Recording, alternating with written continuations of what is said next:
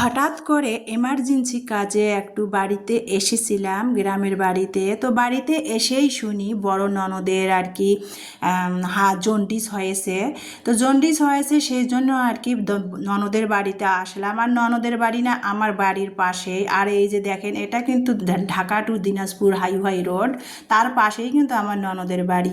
তো যাই হোক, গোধূলি সন্ধ্যা, এখন কিন্তু সূর্য পাঠে বসেছে। আর এই দৃশ্যটা দেখতে কিন্তু ভালোই লাগে। আর গ্রামের পরিবেশগুলো তো এমনিতেই ভালো লাগে, বিশেষ করে আমার কাছে।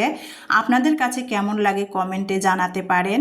আর এই যে গোধূলি সন্ধ্যা, যেহেতু হাঁসগুলো না জাল দিয়ে ঘিরে রেখে দিয়েছে, মানে মাগরিবের পরে আর কি হাঁসগুলোকে খোপের মধ্যে ঢুকাবে। আর গরু ছাগলগুলা মানে মাঠে থেকে নিয়ে এসে বাড়ির আঙিনার মধ্যে বেঁধে রেখেছে। মাগরিব হলে গরু ছাগলগুলোকেও গোয়াল ঘরে ঢুকাবে, তো বাইরে আপাতত রেখে দিয়েছে। তারপরে এই যে দেখেন, গ্রামের বাড়ির খোলামেলা পরিবেশ, উঠান। গ্রামের লোকেরা যেহেতু আবাদ চাষাবাদ করে, ধান শুকনো সুদ্ধা করতে হয়, সেজন্য গ্রামের বাড়ির উঠানগুলো, পরিবেশগুলো অনেক খোলামেলা পরিষ্কার পরিচ্ছন্নতা থাকে। তো যাই হোক, তারপরে কিন্তু ননদের বাড়ির ভিতরে প্রবেশ করলাম। আর আমার মেয়ে, আমার ভাসুরের মেয়ে কিন্তু ননদের বাড়িতে ঢুকেই ভিতরে জুতা খুলে ঘরে ঢুকতেছিল। আর ঘরের পাশে এই যে দেখেন একটা মালটা গাছ। এই গাছটা নাকি, মালটাগুলো খুবই মিষ্টি, আর গাছ ভরে নাকি মালটা এসেছিল।